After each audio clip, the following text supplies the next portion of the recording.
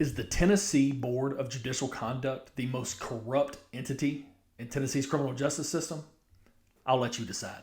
I compiled data relevant to complaints filed against judges and judicial commissioners from the Tennessee Board of Judicial Conduct's website, and this is what I found.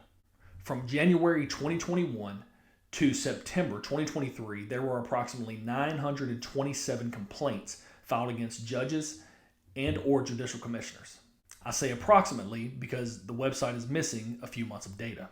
But based on what I've discovered thus far, the inclusion of that data would probably not benefit the Tennessee Board of Judicial Conduct.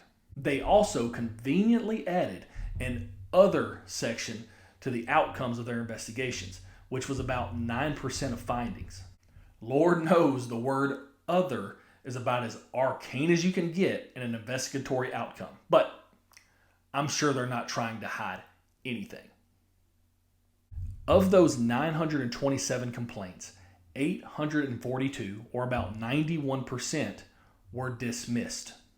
Of those 842 dismissals, a full investigation was not conducted in 98% of them, meaning they just dismissed them with minimal effort. Out of the 927 complaints, do you want to take a guess at how many resulted in a reprimand? I'll give you a few seconds to lock in your answer. You got it? If you said 20, you were correct. Surely the only entity responsible for holding judges accountable in the state of Tennessee isn't the most corrupt entity in our state, right?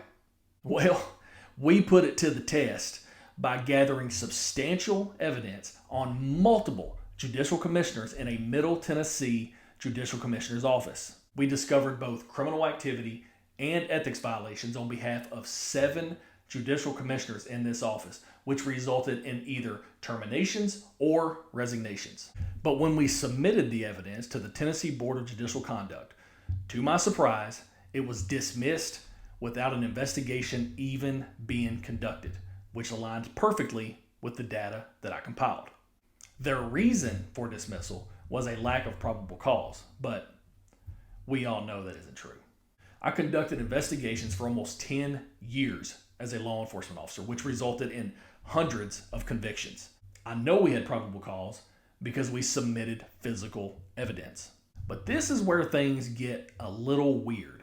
This man, Judge D. David Gay, was the chair over the Board of Judicial Conduct, and he just so happened went to law school with this man, Judge Tom Taylor, who was the judge in charge of the individuals who committed the offenses. We can only speculate as to what happened there.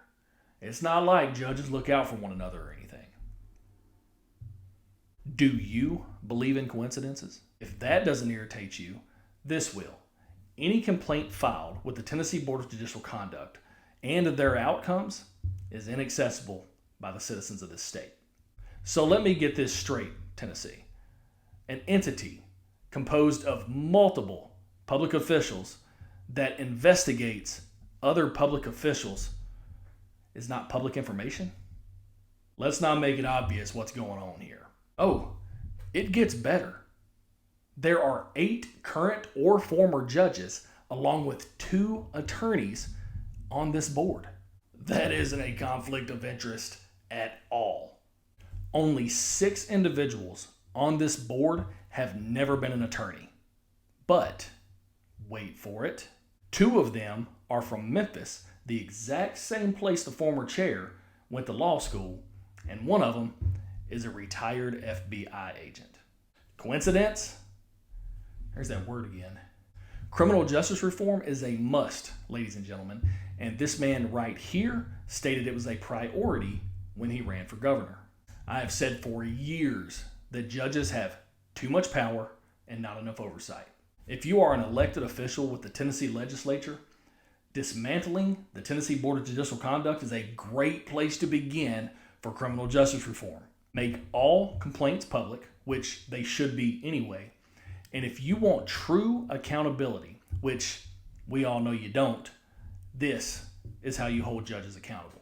Each month, normal citizens from across the state are selected to serve on the Judicial Conduct Board, much like citizens are selected to serve on juries and defendants are found guilty or not guilty by juries. Those citizens review complaints just like a grand jury would do and determine whether probable cause is existent or non-existent.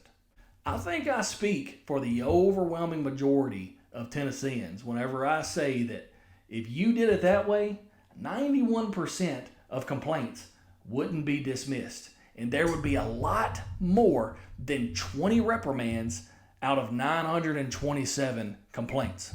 But that's not what you want, Tennessee legislature, because judges have too much power and control over you. As a result, I believe we should start a petition to change the name of the Tennessee Board of Judicial Conduct, and I have the perfect one for it. After seeing the data, I vote that we change the name from Tennessee Board of Judicial Conduct to the Tennessee Board of Judicial Protection.